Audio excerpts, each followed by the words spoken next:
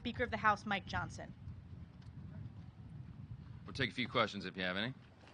Yes, ma'am. I'm wondering, have you had any conversations with Leader McConnell regarding this bill? And if Senator Schumer refuses to bring it up, how can you further advance this act? Clearly, Senate Republicans are in favor of this, and as we noted at the outset here, we do have broad bipartisan support, I believe, in the House. We'll affirm that again here shortly. But this should not be a partisan issue. It is shameful that it has become that. We have to stand with our closest ally, Israel. They are the only stable democracy in the Middle East. They are one of our closest friends, if not the most important ally that we have, for strategic reasons and for all the other reasons that all of us stand with Israel. That has always been our position.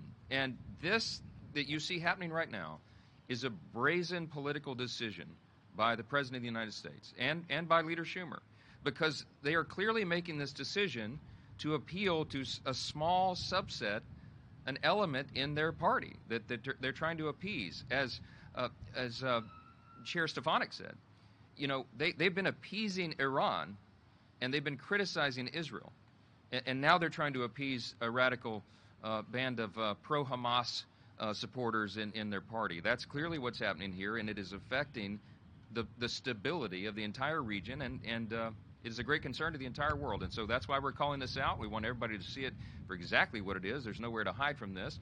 As we noted, the President himself and Leader Schumer both, within just the last several weeks, were saying that we should stand with Israel. They were using the right language, and now they are doing it in a complete about-face. Why? Because they have new polling that suggests that they should. That is the only possible explanation for this, and it's unconscionable to us. Yes, ma'am. That the full House will approve the contempt resolution to hold Garland in contempt, given the executive privilege letters today? We'll see how that develops, one issue at a time. Yes, over here. Some Democrats have said that this legislation is no longer necessary because President Biden is moving forward with a $1 billion arms deal for Israel. What's your response? That's a pittance. That is a window dressing.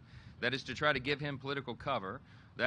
Those are things that were already determined a long time ago. We just passed the aid package just less than 3 weeks ago. And now they're defying the will of Congress. This was an overwhelming vote here on this floor, as you saw. The support for Israel. We separated each of those votes so that we could see exactly where everyone was. And that was a very clear message to the White House, to the Senate, and to the American people. And now the President of the United States is standing in the way of the will of the people. That was done here through their duly elected representatives.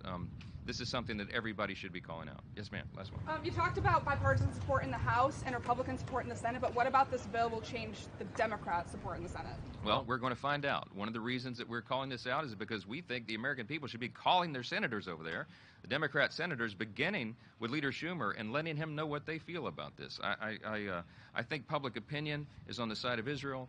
We certainly know that with the rise of anti-Semitism that we're seeing in the country and the angry mobs on the college campuses and all of this other movement, as I said before, and I'll close with this again, this is a time for the President of the United States to stand out, look directly into the cameras, and call good, good, and evil, evil. We need clarity. We need conviction. We need consistency from the White House, and we're not getting it. And that is why all of these problems continue to be exacerbated. We're calling on the President to take that action. We're calling on Chuck Schumer to put this bill on the floor, and we send it over there, and let the Senate vote its will. With that, we thank you for being here.